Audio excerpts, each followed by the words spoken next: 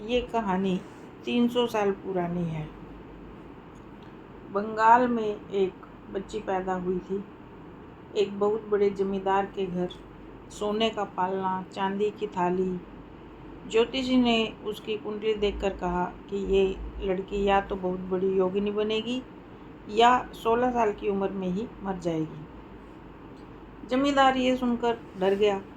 उसने लड़की को घर में कैद कर दिया। बाहर मत जाओ, किसी से मत मिलो। पर उस बच्ची को बचपन से ही एक अजीब शौक था कि वो शमशान में जाना चाहती थी। वो पूछती, माँ, लोग मरने के बाद कहाँ जाते हैं? ये सुनकर उसकी माँ डर जाती और बोलती, चुप, ऐसी बातें नहीं करते हैं। वो पूछती, अगर आत्मा अमर है तो हम रोते क्यों हैं? अब इस बात का भी उसकी माँ के पास कोई जवाब नहीं होता। जब बच्ची वो 16 साल की हो गई तो जैसा कि ज्योतिषी ने कहा था, उसकी शादी तय कर दी गई पास के गांव के जमींदार के बेटे से।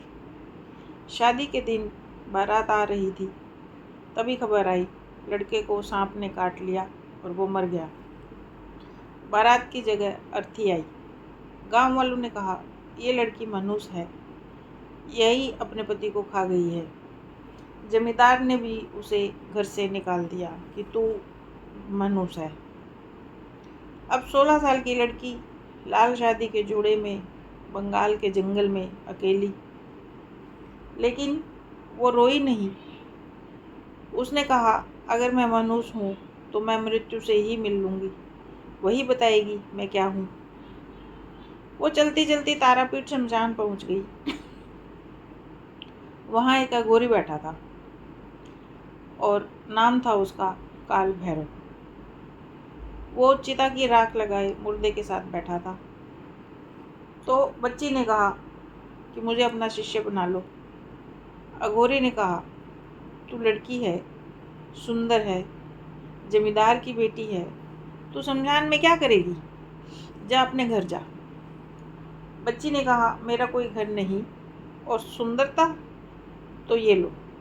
उसने पास पड़ा एक पत्थर उठाया और अपने चेहरे पर मार लिया। खून बहने लगा। अघोरी चौंक गया। उसने कहा, तू पगली है क्या? लेकिन बच्ची अपने ही शब्दों पे अडिग रही। बोली, अब बताओ, अब भी सुंदर हूँ, अब तो शिष्य बनाओगे? अघोरी ने पहली बार किसी में ऐसा वैराग्य देखा था। उसने उसे शिष्य बना लिया और नाम दिया उसे मृत्युंजया। मृत्युंजया, जिसने मृत्यु को जीत लिया। तो अघोरी ने उसे सिखाया, मृत्यु से डरते सब हैं, पर मृत्यु को जानता कोई नहीं। जो मृत्यु को जान लेगा वो जीवन को भी जान लेगा। 3 साल तक मृत्युंजया ने शमशान में तपस्या की। मुर्दों के बीच सोती, चिता की राख से नहाती और रात रात भर महामृत्युंजय मंत्र जपती रहती। एक दिन अघोरी ने कहा, मेरी मृत्यु आ गई है, अब तुझे अकेले ही आगे जाना होगा। तुझे काशी जाना होगा। वहाँ मणिकर्णिका घाट पर, जहाँ शिव खुद मृत्यु देते हैं, वहाँ तुझे असली ज्ञान मिलेगा। अघोरी ने चिता में समाधि ले ली और मृत्युंजय काशी की तरफ चल पड़ी। मणिकर्णिका घाट पर, जहाँ 24 घंटे चिताएं जलती हैं, वहाँ के डोम राजा ने उसे भगाया। यहाँ औरतों का आना मना है। मृत्युंजय ने कहा, मैं औरत नहीं हूँ, मैं साध्वी हूँ। वो वहीं घाट के किनारे एक टूटी कुटिया में रहने लगी। रोज वो देखती लोग आते, रोते, अपने पिता, पुत्र, पत्नी, माँ सब उनको जलाते और चले जाते।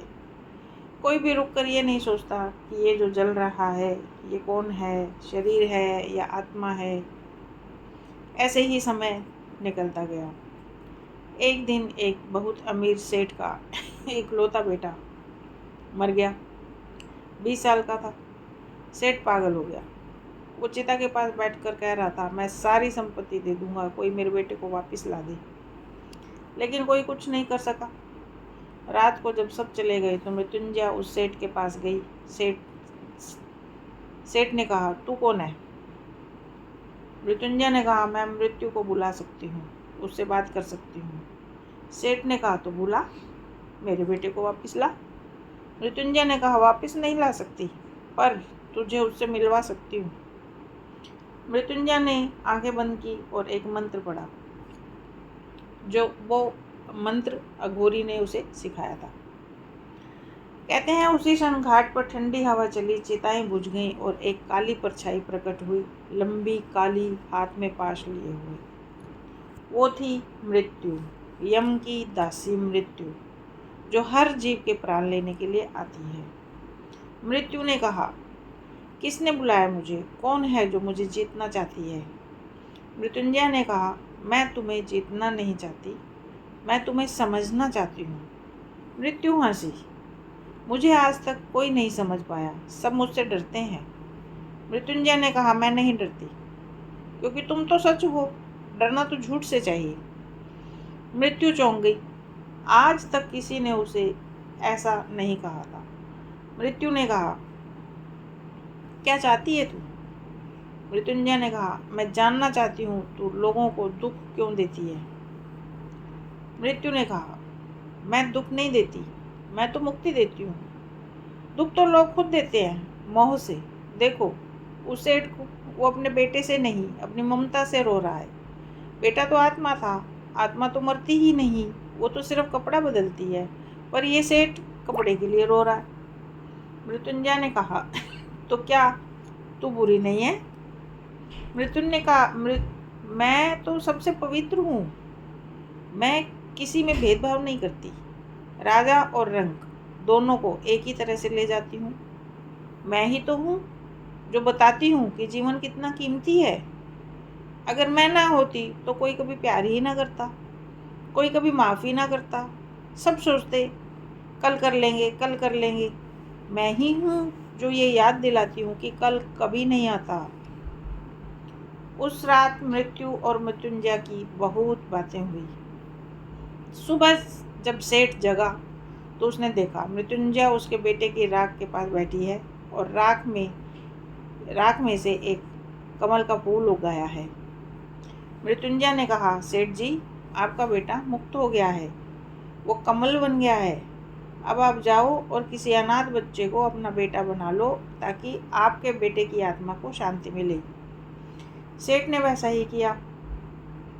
उस दिन से मृत्यु रोज रात को मृत्युंजय के पास आने लगी। लोग कहते, देखो वो पगली साध्वी रात को किससे बातें करती है, पर मृत्युंजय जानती थी वो मृत्यु से बात करती है।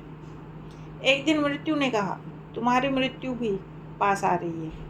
19 साल की उम्र में तुम्हारी मृत्यु लिखी है। जमींदार की कुंडली सच थी। मृत्युंजय ने कहा, मुझे पता है। मृत्यु ने कहा, तुम्हें डर नहीं लगता? मृत्युंजय ने कहा, नहीं, क्योंकि अब तुम मेरी दुश्मन नहीं, सहेली हो। तुम मुझे लेने आओगी तो मैं डरूंगी क्यों? मृत्यु रो पड़ी। आज तक मृत्यु कभी रोई नहीं थी। मृत्यु ने कहा, आज तक सबने मुझे गाली दी, पत्थर मारे, पर किसी ने मुझे सहेली नहीं कहा। मृत्यु ने कहा, मैं तुम्हें एक वरदान देती हूँ, तुम जब मरोगी तो तुम्हें लेने मैं नहीं, शिव खुद आएंगे, क्योंकि तुमने मृत्यु को भी प्रेम करना सिखा दिया। मृत्युंजय 19 साल की उम्र में मरी नहीं, वो 90 साल तक जी, क्योंकि उसने मृत्यु को जीत लिया था। कहते हैं जब वो 90 साल की हुई तो काशी में बहुत बड़ा तूफान आया। मणिकर्णिका की सारी चिताएं बुझ गई और शिवजी खुद आए मृत्यु को अपने पीछे लेकर। मृत्यु ने मृत्युंजय के चरण छुए और कहा, गुरुदेव चलिए। मृत्युंजय हंसी, देखा, मैंने कहा था ना, एक दिन तू मेरी शिष्य बनेगी। उसी दिन से मणिकर्णिका घाट पर एक परंपरा शुरू हुई। जब कोई साधु मरता है तो डोम कहता है, महाभैरवी की जय, क्योंकि एक साध्वी ने मृत्यु को भी अपना शिष्य बना लिया था। तो भक्ति इंसान के अंदर इतनी गहरी होनी चाहिए, इतनी सच्ची होनी चाहिए कि मृत्यु भी उसके सामने हार जाए। मृत्युंजय ने अपनी भक्ति को, सच्ची भक्ति को साबित किया और मृत्युंजय की ही शिष्य बन गई।